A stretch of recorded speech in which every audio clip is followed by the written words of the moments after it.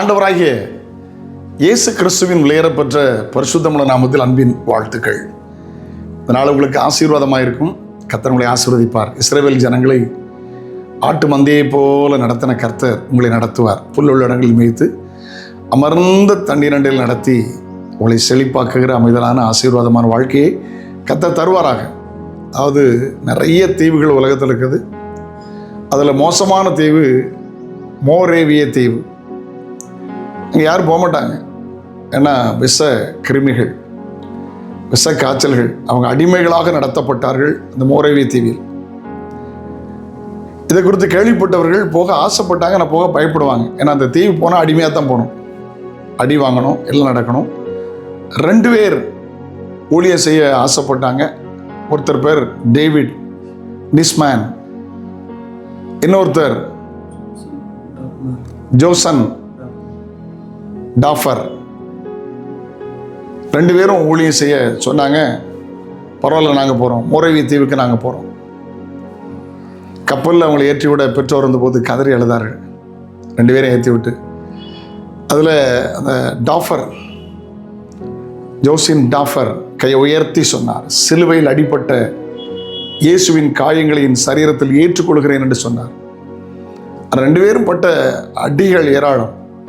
நடந்ததென்ன, தொடர்ந்து ஒவ்வொருத்தராக அந்த தீவுக்கு ஊழியத்துக்கு வர ஆரம்பித்தாங்க. தீவு முழுதுமே இயேசு கிறிஸ்துவின் அடியாளர்களாய் மாறிவிட்டார்கள். இன்னும் சொன்னால் இயேசுவின் அடிமையாய் மாறிவிட்டார்கள். ஒரு காலத்தில் அடிமையாய் நடத்தப்பட்டவர்கள் இயேசுவின் ஆட்களாக, இயேசுவின் அடிமைகளாக மாறிவிட்டார்கள். காரணம், அங்கே 2 பேரும் அழகாய் கர்த்தர் நடத்தினார். ஒரு மந்தையை போல நடத்தி அழகாய் கொண்டு போனார். அவங்களுடைய ஊழியம் வெற்றி சிறந்தது. கொஞ்சம் மிஷினரி சேலஞ்செல்லாம் நம்ம படிக்கணும். மிஷினரிகளை பொறுத்து நம்ம அறியணும். ஹல்லேலூயா.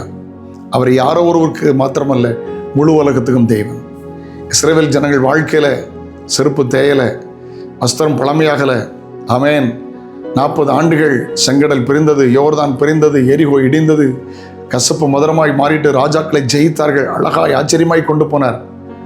40 வருஷத்தில் பழைய ஆட்கள் மரித்தாலும் லட்சக்கணக்கான புதிய தலைமுறை கானானுக்குள் பிரவேசித்தார்கள். ஆட்டு மந்தையை மேய்த்தது போல அவர்களை மேய்த்தார். ஒரு வசனத்தை வாசிக்க கேட்கலாம்.